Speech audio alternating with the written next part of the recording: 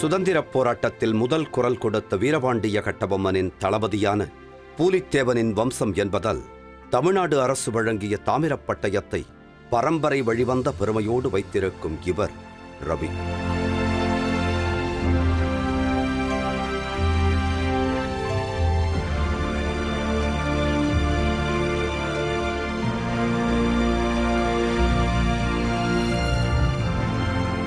இவர் ஓர் ஆயுள் தண்டனை கைதியாய் சிறை தண்டனை அனுபவித்து விடுதலையானவர் என்று சொன்னால் நம்ப முடிகிறதா? நம்பித்தான் ஆக வேண்டும்.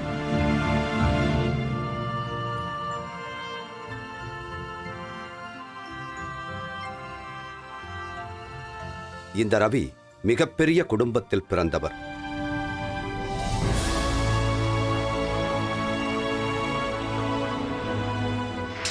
எனக்கு தாளையத்து சங்கர் நகர் சங்கர் சிமெண்ட் ஃபேக்ட்ரி இருக்கக்கூடிய ஊர்.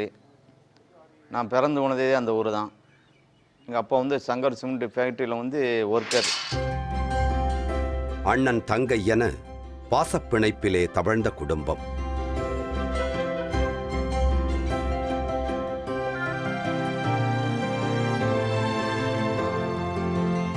தந்தையாருக்கு தூத்துக்குடி சங்கர் சிமெண்டில் வேலை.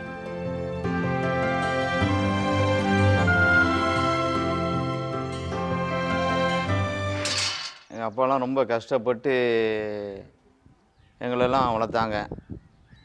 நாங்கள் 4 குழந்தைகள் நாங்கள் எங்கள் அப்பாவுக்கு. இவை இல்லாமல் வேறு சில வியாபாரங்களிலும் வருமானத்தை வளர்த்துக் கொண்டிருந்தவர் ரவியின் அப்பா.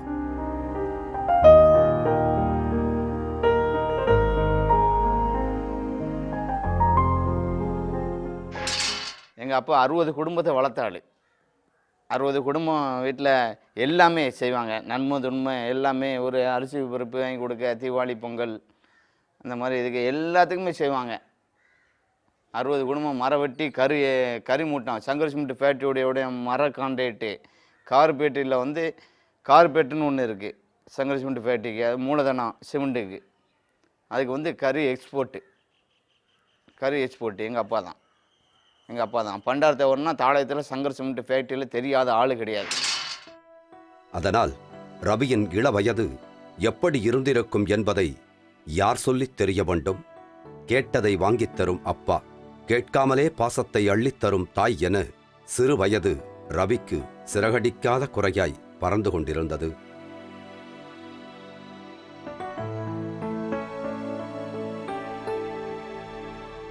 ரவி சரியாக 6ஆம் வகுப்பு படித்துக் கொண்டிருந்த போது பாசத்தை கொட்டி வளர்த்த அந்த அருமை தாய் இறந்து போனார்.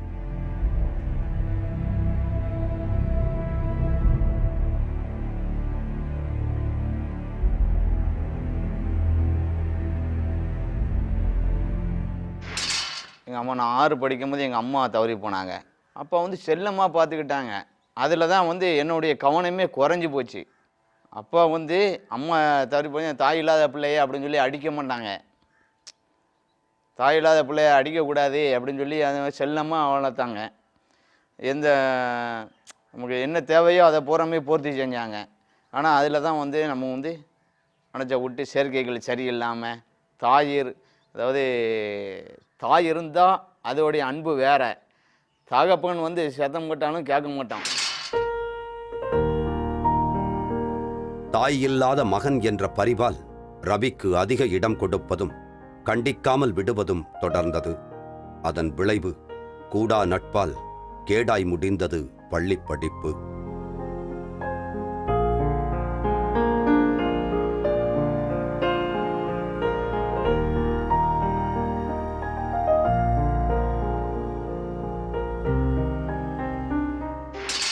எட்டு வரைக்கும் படிப்பு சுமார் தான். அம்மா இறந்தாங்க 6 படிக்கும் போதே. அதோட படிப்பு முடிஞ்சிட்டு. ஸ்கூல்லையும் சேட்டை தான். பிடி கிளாஸ்ன்னு ஒரு கிளாஸ் உண்டு. அந்த கிளாஸில் 10th நான் 6th படிப்பேன். 10th பையங்க கூட தான் நான் ஃபுட்பால் விளாடுவேன். அந்த மாதிரி எல்லாம் கடைசியில் கபடி பிளேயரு இந்த மாதிரிலாம் நான் எல்லா பக்கமும் போயிருக்கேன், வந்திருக்கேன். ஆம், தாயின் மறைவிற்குப் பிறகு 2 ஆண்டுகள் மட்டுமே, அதாவது 8ஆம் வகுப்பு வரை மட்டுமே படித்து அத்துடன் படிப்புக்கு முற்றுப்புள்ளி வைத்தார் ரவி. எரிகிற கொள்ளியில் எண்ணெய் வார்ப்பதைப் போல படிக்காத வயதில் தவறான நட்புகள் வளர்ந்தன.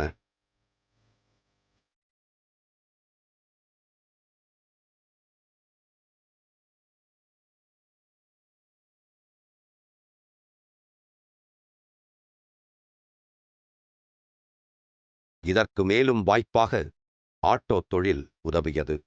ஆம், 2 ஆட்டோ, 2 வேன் என கவலையே இல்லாமல், எந்த பிரச்சனையும் குறுக்கிடாமல் ரவியின் பொழுது கழிந்து கொண்டிருந்தது.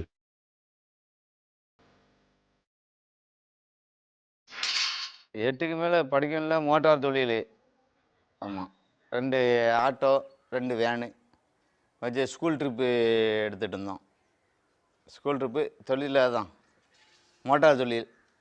ஸ்கூல் ட்ரிப் எடுத்து இந்த தாளைத்து போலீஸ் குவார்ட்டர்ஸில் உள்ள பிள்ளைகள், இந்த மாதிரி ஸ்கூல் ட்ரிப் தான் எடுத்துகிட்டு இருந்தோம்.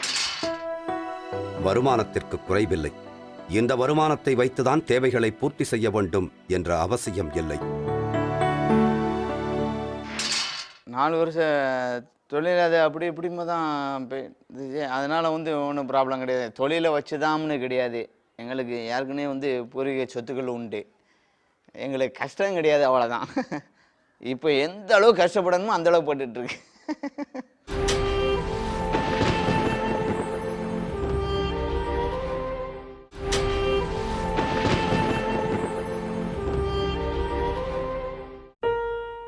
இந்த காலகட்டத்தில் ரவி நட்புக்கு மிகுந்த முக்கியத்துவம் கொடுத்தார். அதிலும் பொன்ராஜ் என்ற நண்பன் பள்ளி வயது முதற்கொண்டு ரவியின் நெருங்கிய நண்பராய் இருந்தார்.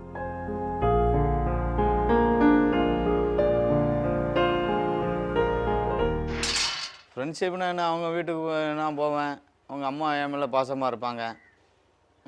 அவங்க வீட்டுக்கு போனால் என்னை சாப்பிடாமல் அனுப்ப மாட்டாங்க. அதே போல் அவன் என்னுடைய வீட்டுக்கு வருவான். என் கிளாஸ்மேட்டு, என் நண்பன், உயிர் நண்பன், கிளாஸ்மேட்டு, அவ்வளோதான்.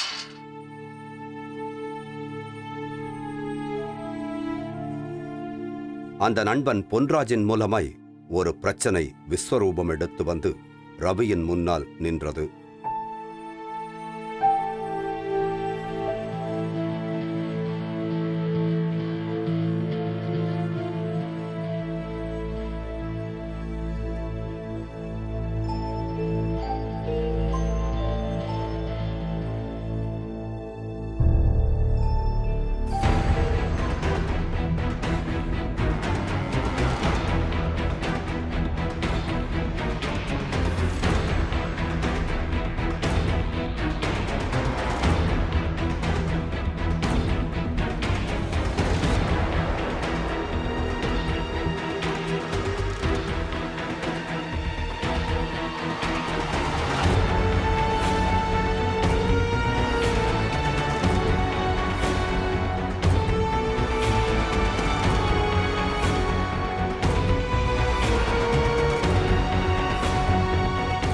அதாவது தன் மனைவியிடம் ஒருவன் தவறாக நெருங்குகிறான் என்று பொன்ராஜ் அழுது கொண்டே சொன்னதைக் கேட்ட ரவியின் இதயம் துடித்தது.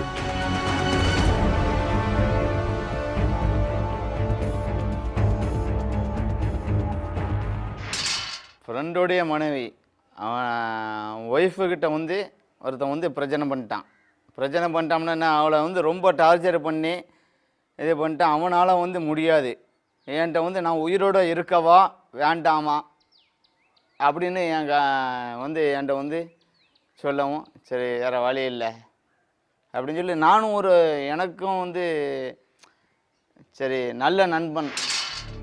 ரத்தம் கொதித்தது. பால்ய நண்பன், உயிருக்கு உயிரான நண்பன். அவனுக்கா இந்த நிலைமை? நண்பனின் நிலையை எண்ணி மனம் அழுதது. ஆனால் மூளை சூடேறி கோபம் கொப்பளித்தது. இதை தட்டி கேட்காமல் விடக்கூடாது என்ற முடிவுக்கு ரவி வந்தார்.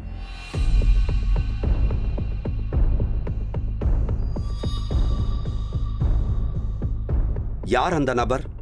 அவர் பெயர் சிவன் பாண்டி, கராத்தே மாஸ்டர். அந்த ஹோதாவில் ஊரில் தாதாவைப் போல் வலம் வந்து கொண்டிருந்தார்.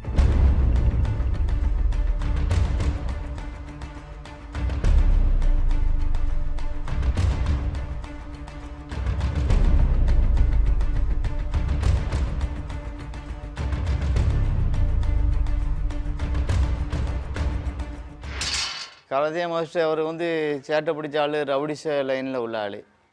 ஒரு தடவை உயிர் தப்பிட்டார். அவர் அந்த அளவுக்கு சேட்டை உள்ள ஆள் அந்த ஆள். யாராக இருந்தால்தான் என்ன, நியாயத்தை கேட்டே ஆக வேண்டும் என்று 3 பேராக அவரை தேடிச் சென்றனர்.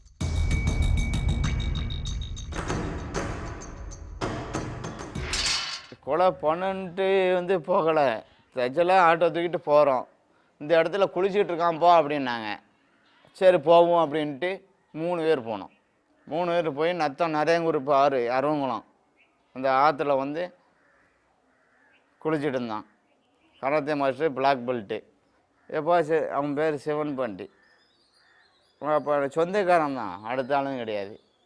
கூப்பிட்டு எப்போ என்னப்பா இப்படிலாம் பண்ணியிருக்கிய அப்படின்னு சொல்லி கேட்கட்ட உடனே அவன் கராத்தே மாஸ்டர்லாம் அப்படின்னா எங்கிட்ட ஜாமும் ஒன்றுமே கிடையாது. தண்ணி தாமிரபரணி ஆற்ற தண்ணி அறுவலை கொண்டுலாம் வெட்டலை. தவறு செய்யும் நெஞ்சும் தரிகட்ட மனமும் எதற்கும் அஞ்சாது என்பார்கள். சிவன் பாண்டி விஷயத்தில் அது மெய்யானது.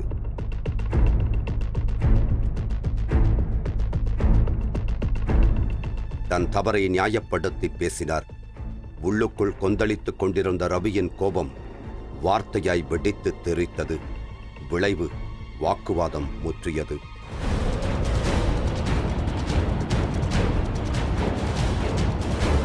கொலை செய்ய வேண்டும் என்ற எண்ணமே இல்லாவிட்டாலும் வார்த்தைகள் சூடேற்றியதால் வம்பு வந்துவிட்டது.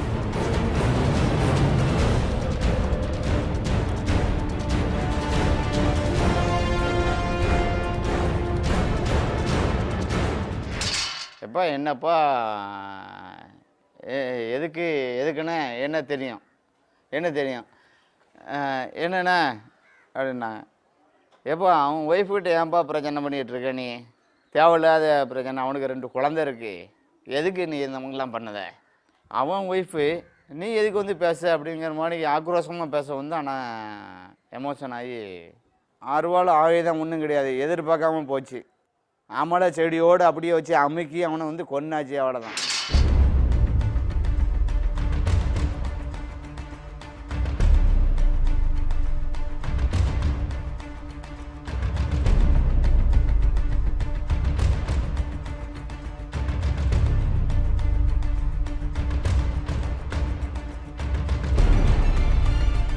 சிவன் பாண்டியை பலம் கொண்ட மட்டும் ஆற்று நீரில் அமுக்கியே கொன்றார்கள்.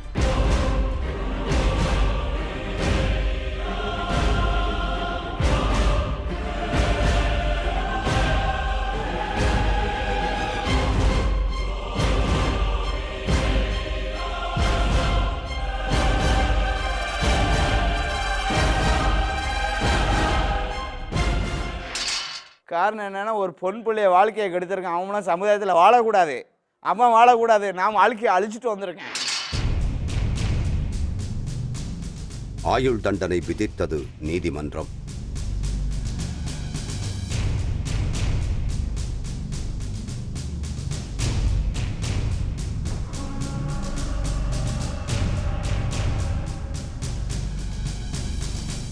சிறையில் சிந்தனை வேரோடியது.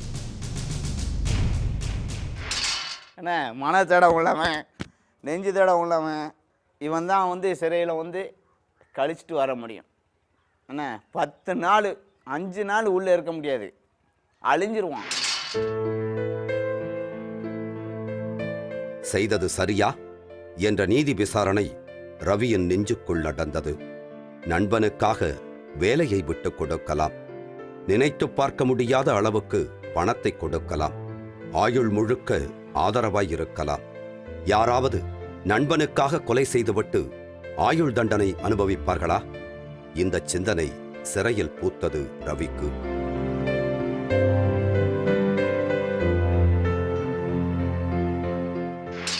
சிறை வாழ்க்கை வந்து ஏதோ செல்லுக்குள்ளே போனான் வந்தான். 14 வருஷம் நான் கழிச்சிருக்கேன். என் சொத்து தான் போயிருக்கு, என் உயிரும் போயிருக்கு. என்னங்க ஆவியாக தான் இருக்கேன். எல்லாத்தையும் இழந்துட்டேன். 18 வீடு மோட்டார், என் வாழ்க்கை எல்லாமே முடிஞ்சு நீங்கள் வந்து 3 குழந்தைகள் தான் சொத்து. அந்த கண்டிஷனில் இப்போ உட்காந்துருக்கேன்.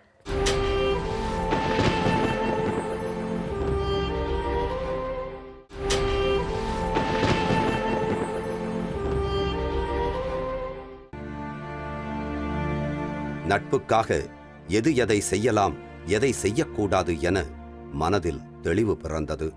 இன்று சிறை கைதியாய் இருக்கும்போது வந்த இந்த சிந்தனை கொலை செய்ய எத்தனித்த அந்த ஒரு நிமிடம் வந்திருந்தால் இன்று எத்தனை இன்னல்கள் நேர்ந்திருக்குமா என்று மனம் வருந்தினார் ரவி. சொத்தை அழிச்சிட்டோம், சொத்தை அழிச்சாச்சு. உள்ளே போனதுக்கப்புறம் ஆயுள் தண்டனை போனதுக்கப்புறம் பிள்ளைகள் கஷ்டப்படுறதுக்கு அதெல்லாம் வந்து பார்க்குறதுக்கு என்ன இருக்குது? வீடு 12 வீடு 2 ஆட்டோ 3 மோட்டார் எல்லாத்தையும் அழித்து வந்து அவங்கள வந்து நீங்கள் இருக்க வரைக்கும் பிள்ளைகளை காப்பாற்றுனீங்கம்மான்னு சொல்லி எல்லாத்தையும் வந்து எழுதி கொடுத்து எல்லாத்தையும் முடிச்சாச்சு. அவ்வளோதான். குடும்பத்தை பிரிந்த கவலை மனதை வாட்டினாலும் அவ்வப்போது மனைவி வந்து சிறையில் பார்த்து போவது ஆறுதலாய் இருந்தது.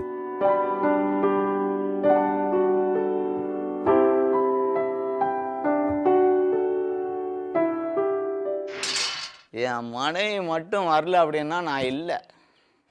உண்மை அதான். என் மனைவி குழந்தைகள் தான். என் மனைவி வரல, வாரத்துக்கு 2 நாள் முழுக்க வந்துடுவாங்க.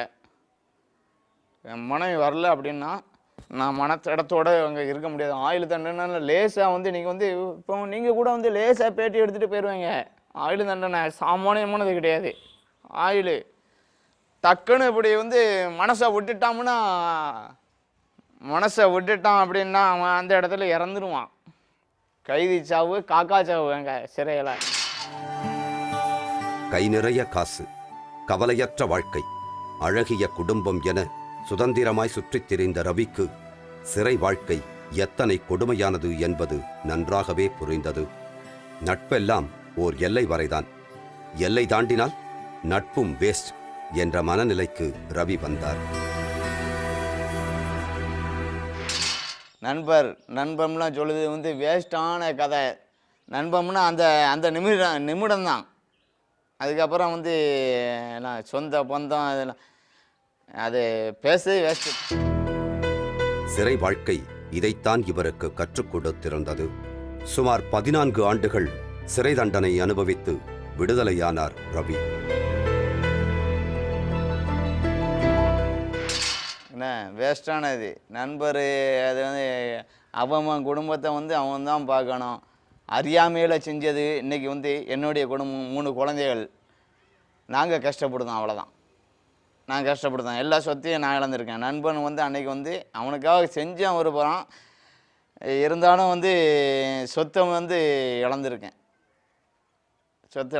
இன்றைக்கி வந்து எனக்கு வீடு கிடையாது. இன்றைக்கி வந்து வாடகை வீட்டில் நான் குடியிருந்துகிட்ருக்கேன். என் பிள்ளைகளை படிக்க வைக்கிறதுக்கு கஷ்டப்பட்டுருக்கேன். பல பிரச்சனையில் தண்டனை அணிச்சிட்டு வந்திருக்கேன். என்று மனைவி மக்களோடு நிம்மதியாக அமைதியான வாழ்க்கையை வாழ்ந்து கொண்டிருக்கிறார். வெளியே வந்து என்ன வேலை பார்க்கணும்னா குடும்பத்தை காப்பாற்ற எல்லா வேலையும் பார்த்தாச்சு. ஆமாம், அடிமை தொழில் தான். மண் தோண்ட, கல் எடுக்க, கல்லை சமக்க எல்லா வேலையும் பார்த்தாச்சு. ஒரு 6 மாதம் கழித்து இப்போ வந்து சீபா கிளினிக்கில் வந்து ஹாஸ்பிட்டலில் செக்யூரிட்டியாக இருக்கும். மகளும் மகனும் படிக்கும் படிப்பு இவருக்குள் ஒரு புது தெம்பை கொடுத்துள்ளது. ஆமாம், என் பிள்ளைகள் பூரா சிங்கம் போல் சுற்றுவான். ஆமாம், என் மகன் வந்து +1 படிக்க. அப்போ இப்போதைக்கு ஒன்றும் இது இல்லாமல் அப்படியே வாழ்ந்துட்டுருக்கேன், அவ்வளோதான். குடும்பத்தை பாதுகாக்க சிறுதொழில் செய்து சந்தோஷமாக இருந்து வருகிறார். இது வந்து மன அமைதியோட பொண்டாட்டி பிள்ளைகளோட இருந்தாலும் எவ்வளோ சங்கடத்தோடு வாழ்ந்துகிட்டு இருப்போம். எல்லாத்தையும் இழந்து, சொத்தெல்லாம் இழந்து, சிறையில் கூட ஒன்றும் ஓப்பனாக சொன்னால் சிறையில் கூட இருந்துடலாம். ஏதோ ஒரு நேரம் பொண்டாட்டி பிள்ளைகள் நினைப்போம். ஆனால் வெளியே வந்து ஒவ்வொருத்தர் வாழ்ந்துட்டுருக்க வாழ்க்கையை பார்த்தா வந்து ரொம்ப கஷ்டம். நம்ம பிள்ளைகளுக்கு அது வேணும், இது வேணும், அதுகளுடைய தேடுதல்கள் இருக்கு இல்லையா? இந்த இன்பமும் மகிழ்ச்சியும் கடந்த 14 ஆண்டுகளாய் எங்கே போனது? ரவுடிசம் வந்து வேஸ்ட்டு. அவன் குடும்பத்தை தான் அவங்ககிட்ட எடுத்து கட்டமனாக்கிட்டு இருக்கான், அவ்வளோதான். ரவுடிசம் என்ன ரவுடிசம் பண்ண முடியும்? டிபார்ட்மெண்ட் வந்து இப்போ நவீன காலமாக போயிட்டுருக்கு. போலீஸு இவன் ஒன்று செஞ்சுட்டு சாதிக்க முடியாது. இவன் குடும்பத்தை இவன் சந்தோஷமாக ஆள முடியாது, அவ்வளோதான். இவன் அதோட இவன் அழிவை தேடிட்டு போயிட்டு இருக்க வேண்டியதான். அந்த ஒரு நிமிடம் உணர்ச்சி வசப்பட்டதால் ராமனைப் போல் வனவாசம். ஏன் இந்த நிலைமை? இந்த நிலை யாருக்கும் வரக்கூடாது என்று பரந்த மனதுடன் சொல்லும் ரவியின் குடும்ப வாழ்க்கையும் எதிர்காலமும் சிறப்புடன் அமையட்டும்.